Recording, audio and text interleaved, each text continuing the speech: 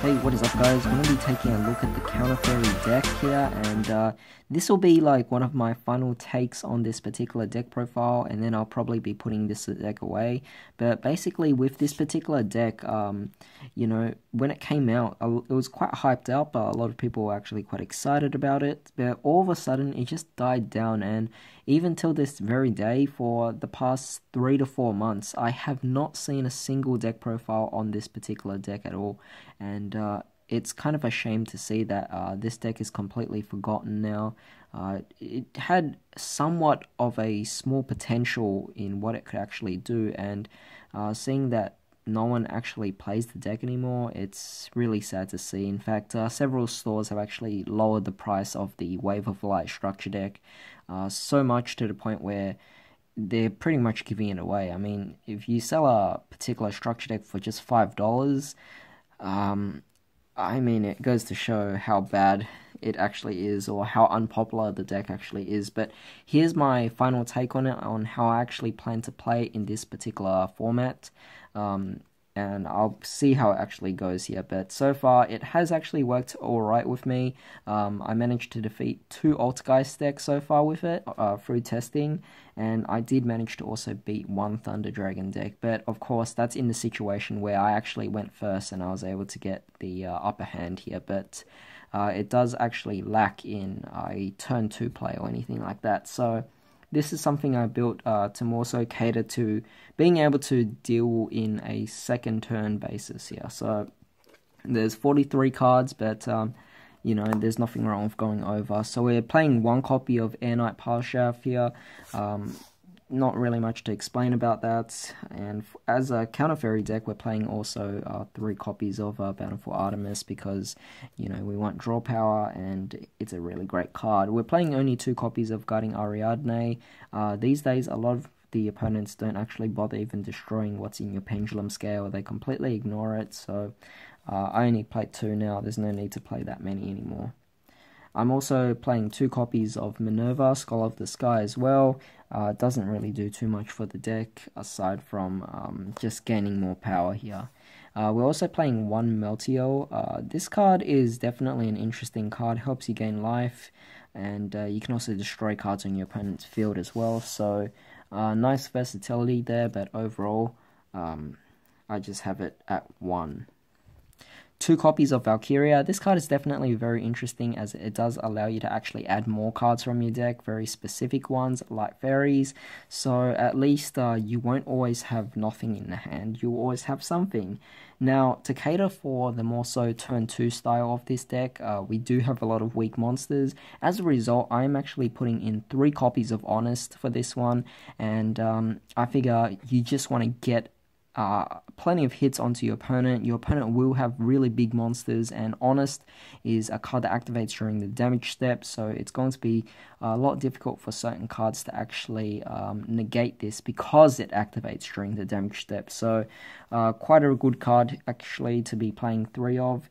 For the last monster, we're playing as Aradius, Herald of Heaven. This card basically allows me to search for Sanctuary in the sky. So aside from that, that's pretty much it for the monsters. Obviously, there's going to be more spells and traps. Alright, so moving on to spells, we're playing 3 copies of Sanctum of Parshaft, of course. Acts as Sanctuary in the Light, and pretty much is the main card for the deck. We're also playing just 1 copy of Sanctuary in the Sky. I would play 2, but we're already playing Zeradius, which will search it.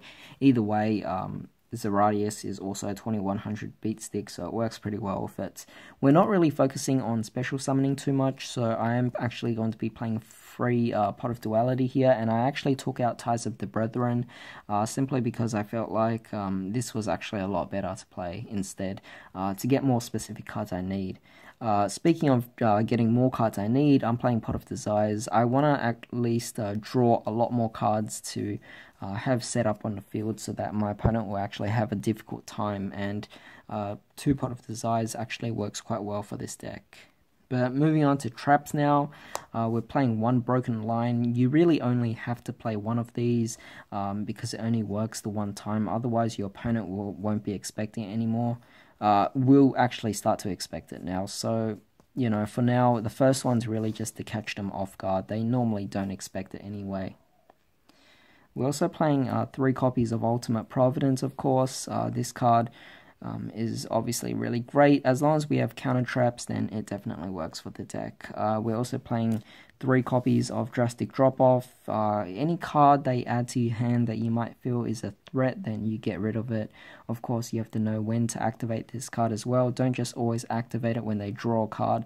Otherwise, you're blindly just getting rid of a card, and it might even be a good card that you're getting rid of for them.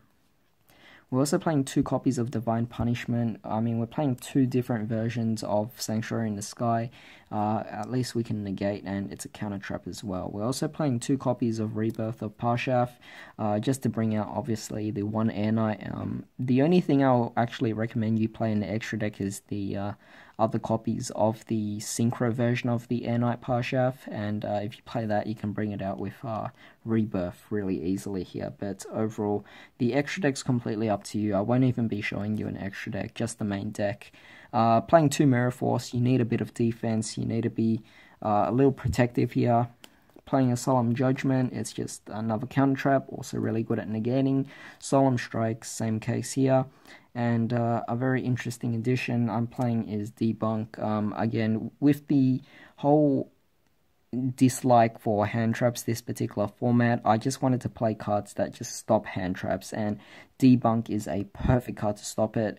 The fact that it's even a counter trap was just perfect, and yeah, I'm playing 3 copies of it in this deck, so that overall makes 43 cards in this total deck. So that's pretty much it for this deck profile. I won't be going over an extra deck because that's completely up to you. Just play the other Air Knight Synchro monster and you'll be fine. But aside from that, this is my final take on this deck profile. I probably won't be doing any more deck profiles on this. It really has died off. But overall, if it does actually come out to a success in this particular format, like I have been playtesting against different decks here, then I'll probably continue it. But aside from that, definitely throw down some suggestions as to what you could actually do to improve this deck as well. I could play Card of Demise, but overall that card is still a pretty pricey card to actually get, and it's definitely not worth it because it still does not make this deck a high tier deck either way. So yeah, that's pretty much it. So I hope you guys enjoyed this deck profile and hope you guys have a great day. I'll see you next time.